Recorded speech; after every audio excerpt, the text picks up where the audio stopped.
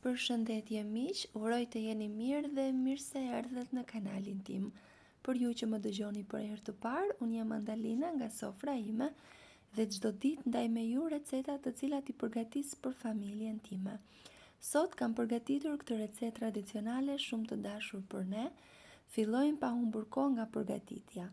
Në një tigan dështojmë 20 ml vaj ulliri, 3 tufa qep të njoma të freskëta të pastruara shumë mirë dhe të ndara në copa të vogla, kështu si tregohet në video. Dështojmë gjysëm luge gjelle me krip dhe do t'i skuqim duke I përzier her pas here në mënyrë që të mos na digjen, pasi duhet I kavërdisim pa I djegur. Ndërkohë që qepët skuqen, në një enë tjetër të thellë dështojmë 500 gram miell misri, 2 lugë miell gruri, ky është sipas dëshirës, por mielli grurit e lidh pak masën. Krip, 1 plur fryrës ose sod, masën e përziejmë shumë mirë.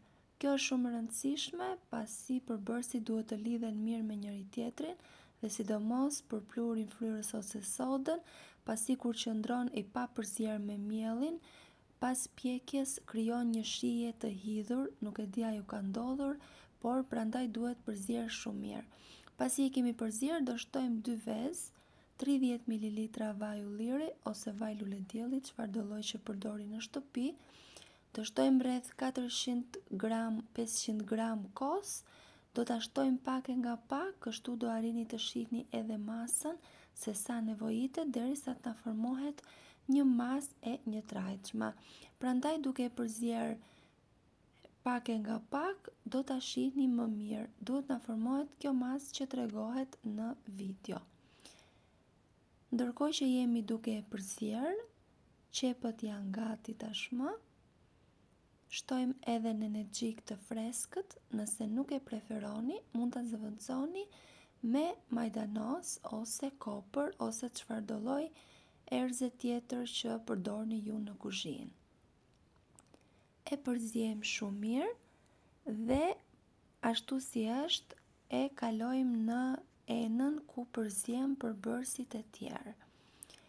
Nuk e di se si e quani ju në vendlindjen tuaj, ne e quajmë lakror me lakra dhe miell misri.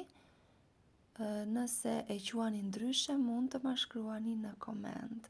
E vendosim të gjithë masën me qep që përgatitëm, e përziejmë dhe e vendosim në tavën e pjekjes.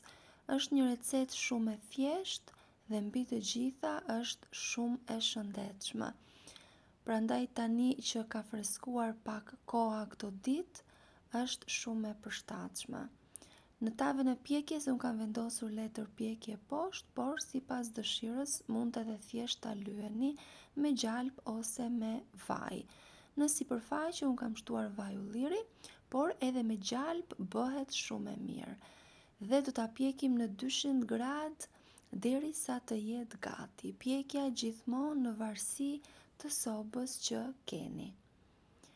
Nuk dua të haroj pa ju kujtuar se nëse jeni ri në kanalin tim, ju ftoj të hidhni një sy recetave dhe nëse ato ju pëlqejnë, mos harroni të bëni subscribe dhe të shtypni butonin e zilës, kështu do njoftoheni për çdo recetë të re të postuar. Çdo ditë postohet nga një recetë e re. Ky është rezultati pas pjekjes, shihni pak se çfarë ngjyre të mirë ka marrë, ka një aromë fantastike, është krokant në sipërfaqe dhe pambuk I butë në brendësi. Është kënaqësi për mua të mësoj se nga cili vend I Shqipërisë apo I botës më ndihni. Nëse dëshironi mund të ma shkruani në koment dhe nëse ju pëlqeu kjo recetë, mos harroni të lini përshtypjen tuaj. Unë ju ftoj ta provoni në shtëpi dhe ta shijoni. Faleminderit që më ndiqni, dëgjohemi në recetën e radhës.